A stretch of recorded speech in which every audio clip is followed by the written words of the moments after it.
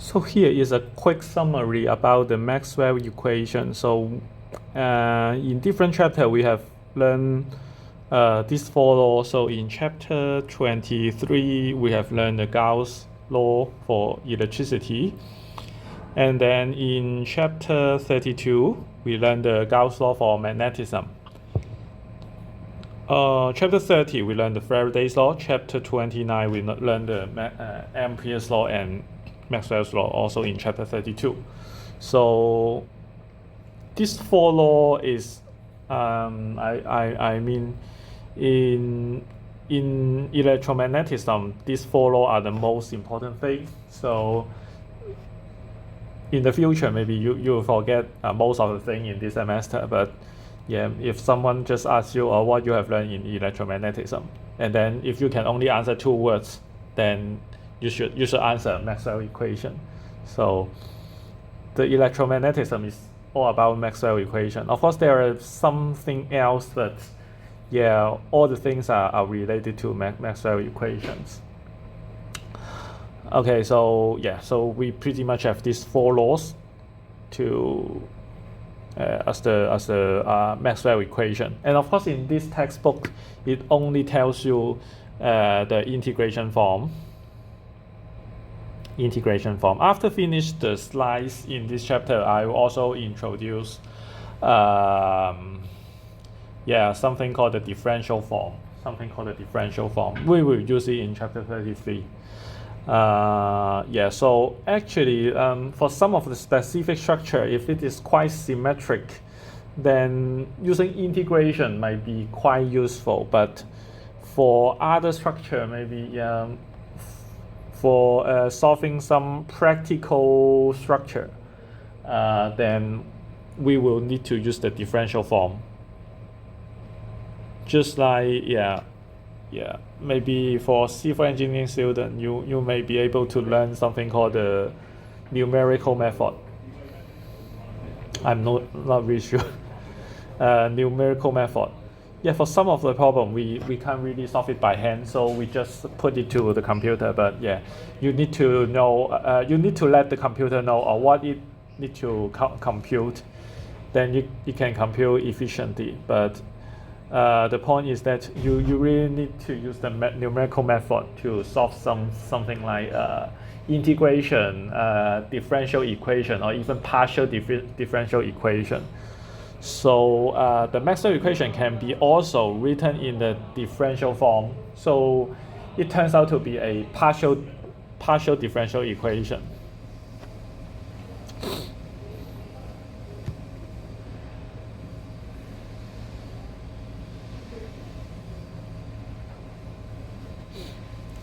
Okay, so this is the second part of this chapter, so you can just feel like reading a story. Okay, so first it talks about the madness. So the first topic is about the magnetism of the Earth. So of course we are living on the Earth, and also you should know that there is magnetic generated by the Earth. And here it says actually for the Earth we have two types of poles, two types of north poles. So one well-known north pole is the geometric north pole and geometric south pole, which is actually this specified by this R axis, this rotational axis, which means that the Earth is rotating with respect to this axis. Okay, so this is called the geometric north pole and geometric south pole. And actually, as much as the Earth generates the magnetic field, then actually it also have another geometric north pole and geometric south pole. So the interesting thing is that the geometric the magnetic north pole is actually in the southern hemisphere. Yeah, so this is the magnetic south pole near the magnetic north pole is near the near the geometric north pole. Geometric south pole. So it says Earth is a huge magnet. For point near Earth surface, its magnetic field can be approximated as the field on the huge magnet bar. Okay, the magnetic dipole that is straddle the center of the planet. Figure shows here an idealized symmetric depletion of the dipole field without distortion caused by the passing each other. Okay. So actually so it says here the direction of the magnetic field at any location on the Earth surface is commonly specified in terms of two angles. The field decantation is the angle left or right between the geometric north, which is toward 90-degree latitude. Okay, so usually when we talk about the geometric north pole, so this point, but for the magnetic north pole is in the southern hemisphere. And the horizontal component of the field inclination is the angle between the blah blah blah. Okay, so actually the magnetic field generated by the Earth is very, very important for us. If the Earth don't have this magnetic field, we all will die. Okay, so it says shield the Earth from high energy particles, and it will generate so-called aurora. Aurora in Chinese is 极光. So near the North Pole or the South Pole, maybe in the Northern European or Canada, or maybe in Chile, if you have been there, then those places are possible to see the aurora. And why it will generate the aurora? So it says it shields the Earth from the high energy particle. And at the very beginning, I have introduced the spectrum of the EM wave, or also at the beginning of the next chapter, we'll also introduce the spectrum of the EM wave. So as much as you know, E equals HF or H nu. So H is the Planck constant, is a constant. And then the energy of a photon is proportional to the frequency, which means that if the frequency of the photon is higher, the energy in the photon is also higher. Okay, so for visible light, the frequency is medium in the spectrum.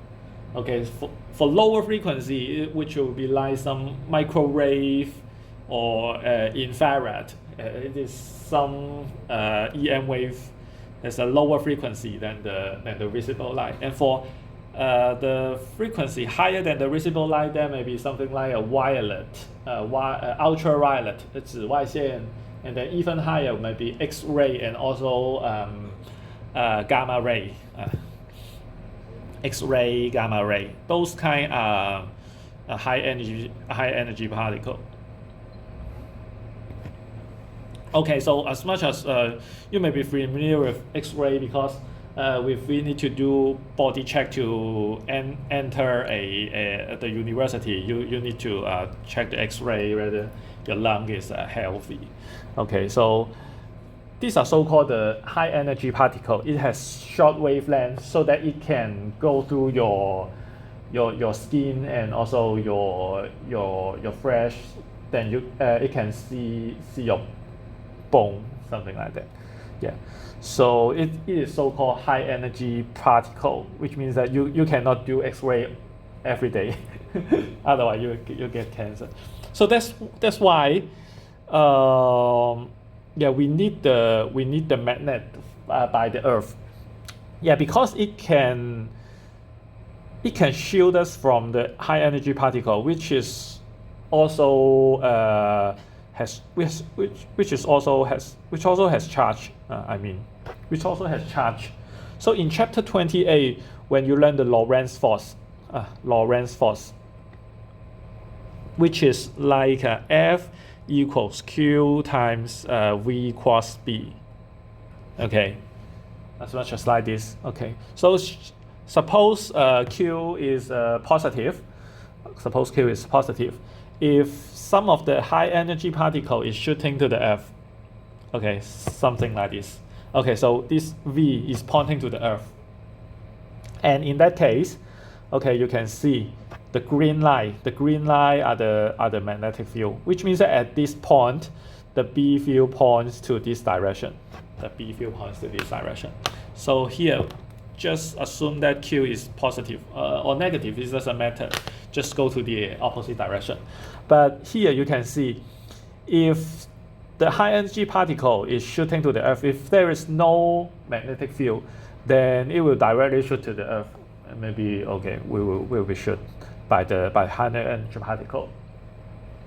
Okay, so here, if the Earth can generate some magnetic field, so you can see at this point, we have the Lorentz force, V cross B.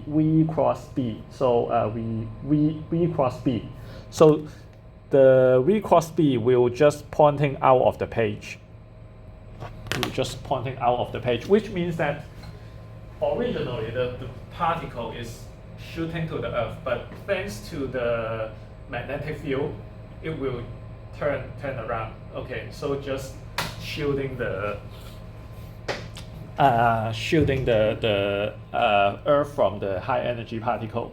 But actually, for this kind of magnetic dipole, there are two weak spots, which is near the magnetic north pole and magnetic south pole. So in that case, if some charged particle is shooting from here, okay, so in that sense, yeah, the magnetic field there is weak. So it has a weak ability to redirect the high energy particle. So in that two area, the high energy particle is able to shoot onto the Earth. Okay, so yeah, so it's not so good to observe the aurora very often. Yeah. Or live near those regions. Okay, so that's the magnetism of the Earth. Okay, so the next thing is even some hardcore physics, okay, related to the quantum mechanics. Quantum mechanics. Okay, quantum mechanics.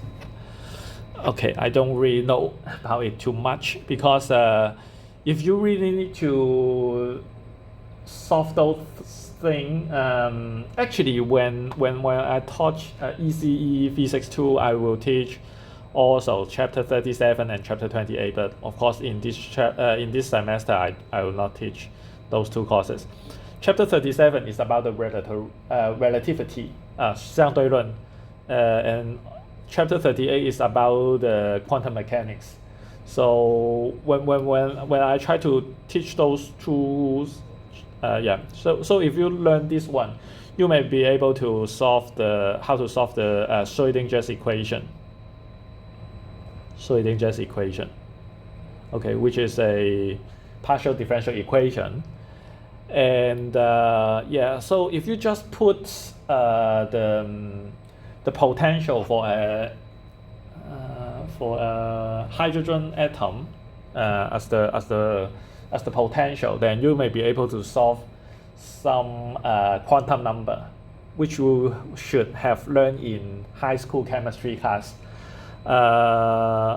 And if you really need to solve this kind of spin, then you should also include the relativistic effect, which is really difficult. Even for solving those, just like something like 1s2, 2s2, 2p6, something like that. I suppose you should have learned it in high school chemistry class. those things are the solution from the Schrödinger's equation. They don't need relativistic. You can get the first three atomic number. But for the fourth one, you also need to include the relativistic effects. So actually, I have not learned that before. Even for the original three atomic number, it's already very tedious. You need some series to solve the partial differential equation, considering the hydrogen atomic potential. Yeah, it's too difficult. Okay, so here it just talk about a spin magnetic dipole moment, which means that we try to find what is the fundamental element of the B field. Okay, for the charge, for the E field, we know there are charge. So the fundamental element is a positive charge or a negative charge. So of course we know we have the electron, which is a negative charge, and of course in an atom the proton has a positive charge, and the electron has negative charge. Okay, so here we try to see whether we have unit magnetic dipole. Okay, so it actually tells you that the fundamental magnetic dipole is something like generated by the spin of an electron. So if an electron is spinning, it will generate B field. Okay, so it says an electron has an intrinsic angular momentum called spin angular momentum. Okay, so intrinsic means actually so it is inside the electron. You cannot really observe whether an electron is spin because it is too small. You cannot see whether it's spinning. If you have a basketball, you can if it is spinning, you can see. But for an electron, it is so small, you cannot really you can't really find any equipment to observe the spinning of an electron. But it means that if it spin, it should generate some B field or some magnetic dipole moment.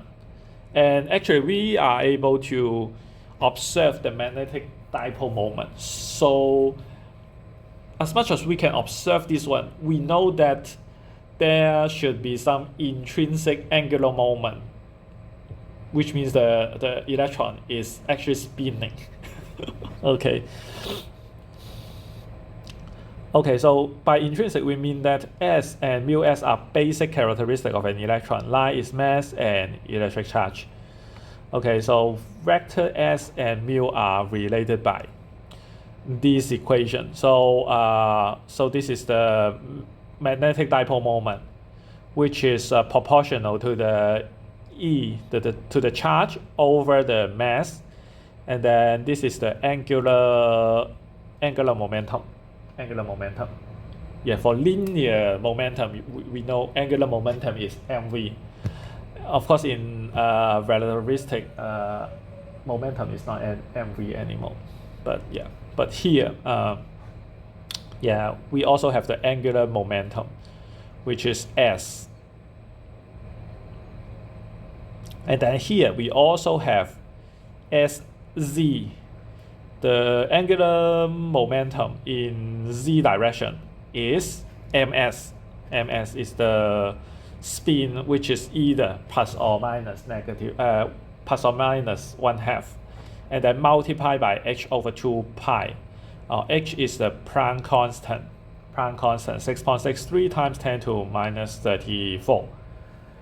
And then over 2 pi. So in some of the modern physics textbook, it will define a variable called the h bar, which is h over 2 pi. And then this equation can be simplified as z equals ms h bar. And this h bar is called reduced Planck constant. Planck constant. Okay, so actually this is a constant.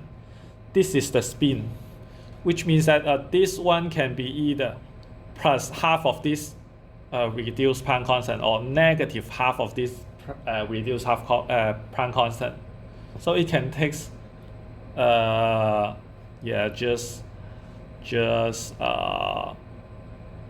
which means that SZ can be either plus or minus h bar ms h bar over 2 plus or minus, because ms is plus or minus 1/2, so this is actually plus or minus h bar over 2.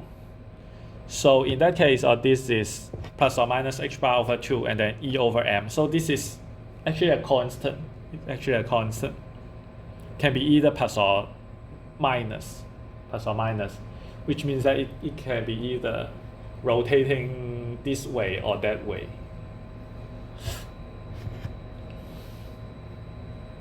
Okay, so here it just said if we just plug in this one there, then we can have this is so-called the Bohr magnetic. You can just regard it as the unit magnetic dipole moment.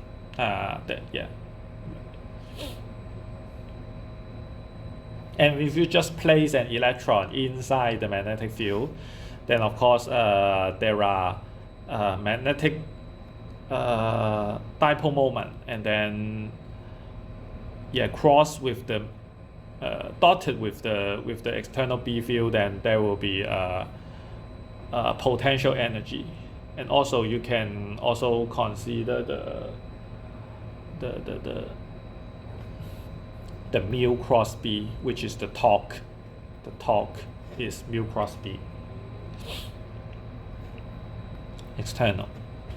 Okay, so just some hardcore things. Just tell you, this one should be the unit magnetic dipole. And other magnetism is like if an electron is rotating around something. So for an atom, it's like we have a nucleus, and then the electron will rotate around it.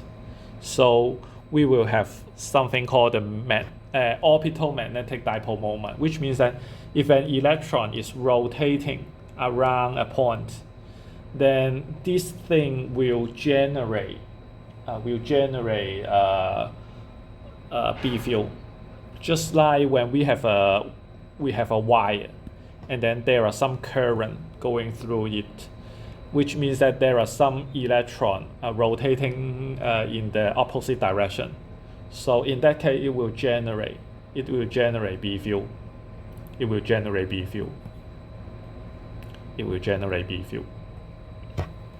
Okay, so so of course this is a solution to the Schrödinger's equation. I cannot tell you how we can get those equations.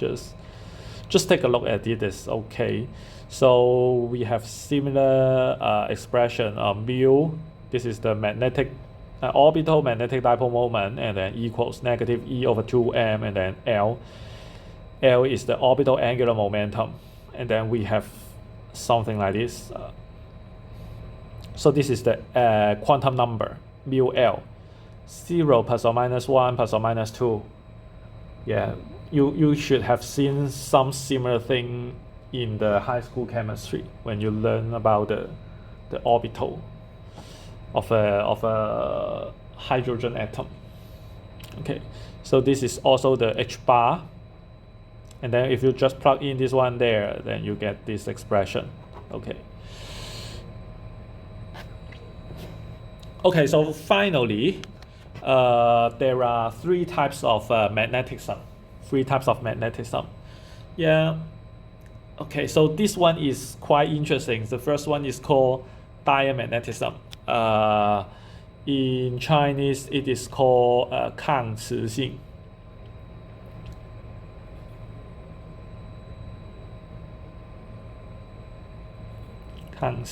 Okay.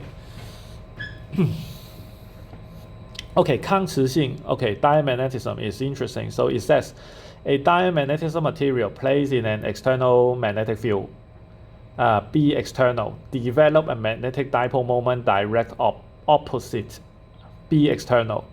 If the field is non-uniform, the diamagnetic material is repelled from a region of greater magnetic field towards a region of lesser field. Okay, so here it shows a interesting research. This is called a levitating frog. A frog which has some diamagnetic material inside it. Okay, so this research is on the Ig Nobel Prize. Got the Ig Nobel Prize. You know the traditional Nobel Prize. Traditional Nobel Prize.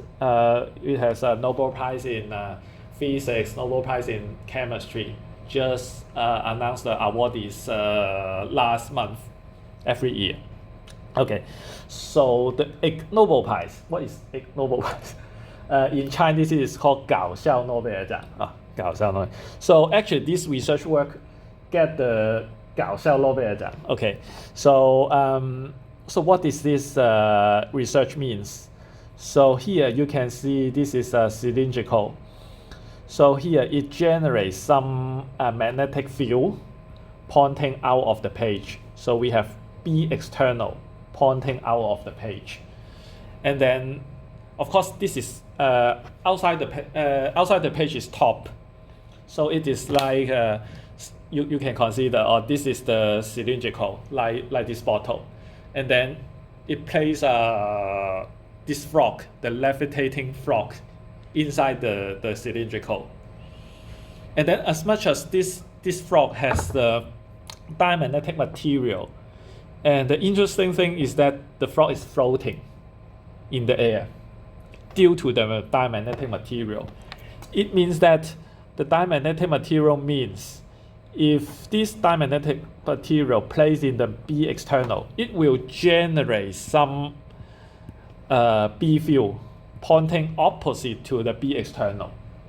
And then we have two magnetic field pointing to the opposite side. So in that case, this frog is repelled by the B external. It's repelled by the B external.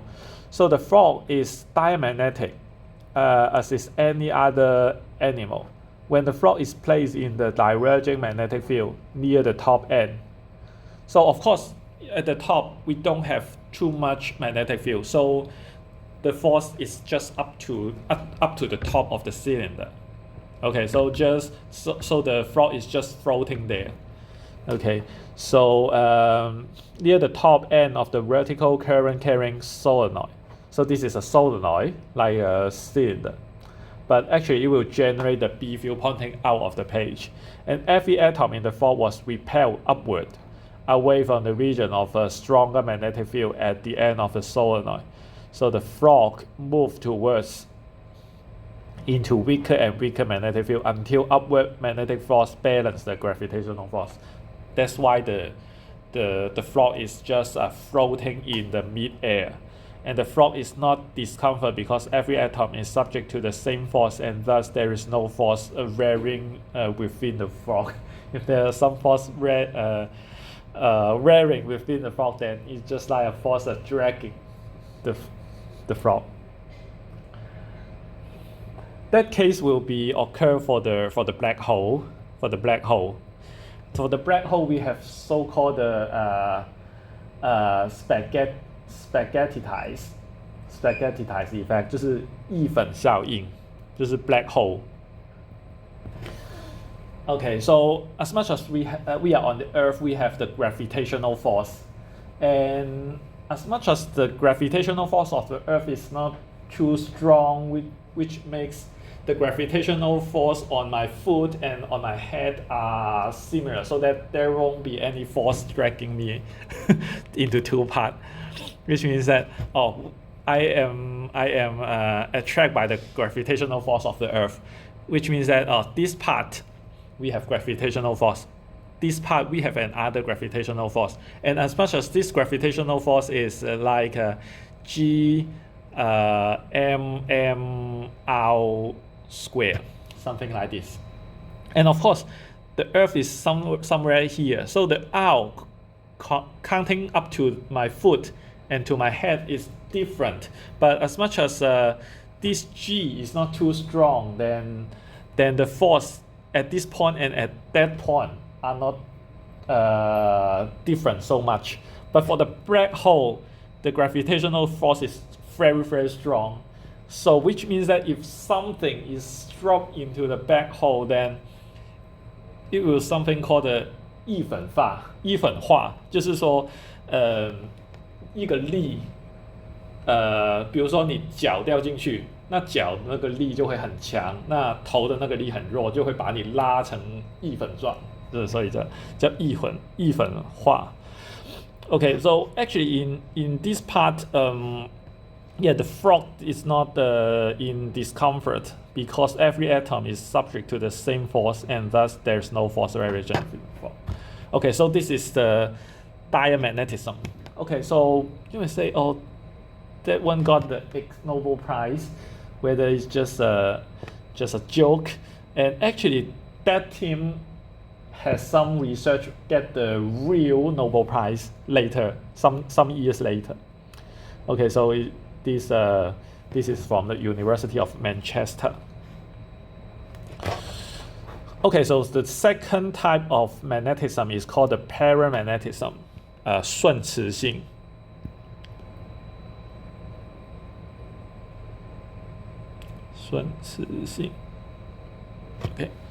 Okay, so yeah, so it says the ferromagnetism material. Okay, so actually it's just opposite to the diamagnetism, which means that if you place some ferromagnetism material into some external field, then it will generate the B field with the same direction as the B external. So that's the paramagnetic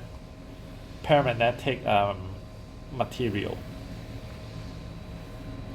And actually this is related to the so-called the radiational thing. So you can see, let me see. Yeah, this is called the Curie constant. Maybe in primary school you may know someone is called Mary Curie, or in the past it is called Mrs. Curie. Yeah, but actually here we have so-called the political correctness, 政治正确. So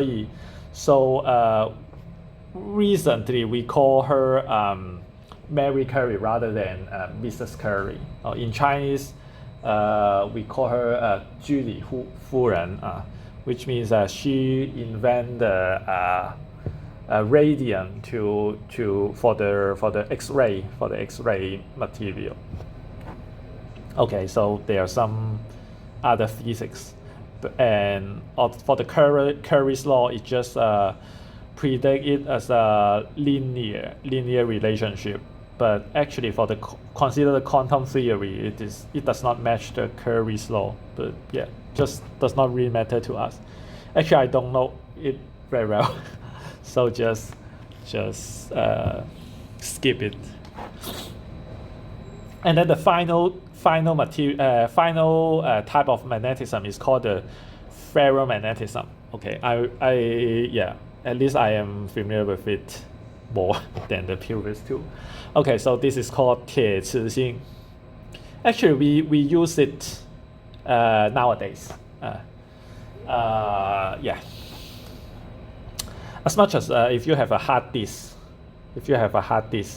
all types of hard disks use this 铁磁性 ferromagnetism. Of course, for the solid state disk, it does not use this magnetism. But for the old type of Chinese with a magnetic disk inside, then yeah, it used the ferromagnetism to store the information. Okay, so it says a ferromagnetic material placed in an external magnetic field develop a strong magnetic dipole in the direction of B external. If the field is non-uniform, the ferromagnetic material is attract towards the okay. So simply speaking, it means that if there are some so here it means that if we have a source, it can generate some it has some current, which means that if we have provide some current to this part, then it will generate some magnetic field. And as much as we put some ferromagnetic material there, it will remember the magnetic field, at least the direction, and partially the magnitude. And even if you remove the external B field, the magnetic field generated by the ferromagnetic material are still there. So let's see. This is the curve, a well-known curve called the hysteresis loop. In Chinese, it is called 磁极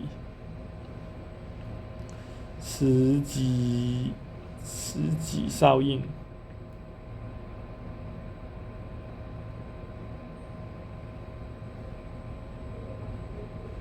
Which means that at the very beginning, suppose we don't have any B field generated by the ferromagnetic material, so it is okay. Okay, so this B0 means the external B field is B0, and then this Bm is the magnetic field generated by the ferromagnetic material. Okay, so at the very beginning, if we don't provide any B field to it, then it is just as it is. And then here we try to increase the B field pointing to one direction. Okay, so here we try to increase B0, and then the Bm generated by the ferromagnetic material will also increase in the same direction. So you can see we try to increase B0, Bm also increase up to this point B. Then we try to reduce the B0 back to 0, but Bm doesn't go back from this path. It go to here. Even we totally remove all the external B field, then it still generate some B field pointing to the original direction. Okay, so here we need to generate the external B field pointing to the opposite side to some value, just say this point. Then it really cancel the magnetic field generated by the ferromagnetism. And then if we remove all the B field at this point, then the material will reset to the original status. But if we further increase the B field pointing to the opposite direction, it will just go to point D up to this point. And then if we try to reduce the external B field back to 0, then it will still keep the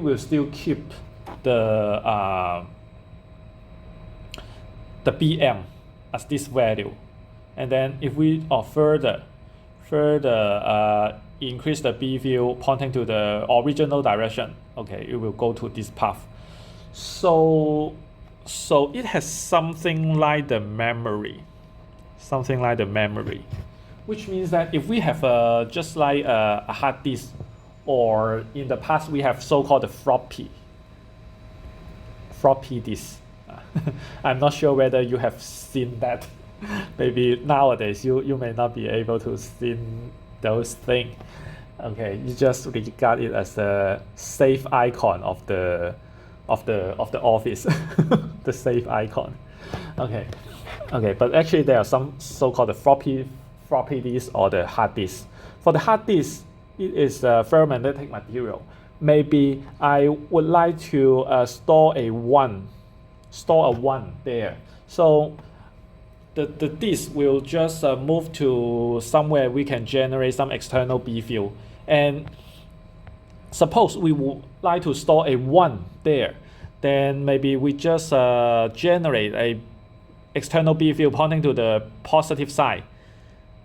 Okay, so at that point it will remember this data 1. Okay, data 1, and then yeah, even after you remove it, because when you try to generate the external B field pointing to a positive direction, it is the right process. You try to write a 1 into that region, and then if you try to read it, you just try to sense whether the B field generated at that point is towards the positive direction or the negative direction. Then you can read the data. And if you try to override it as a 0, then you just generate a negative B field at that region, and then it will just store a maybe I just want to write a 0 there. Then I just rotate to that part and then generate a negative B field at that region, and then it will generate, this is 1 0 0 1 1 0, so on and so forth. Then the disk can remember the binary data. So this is related to the magnetic storage of information used in the past. Of course, recently you use so-called solid state disk, SSD, or flash disk, something like that. But those are related to the semiconductor stuff. Okay, so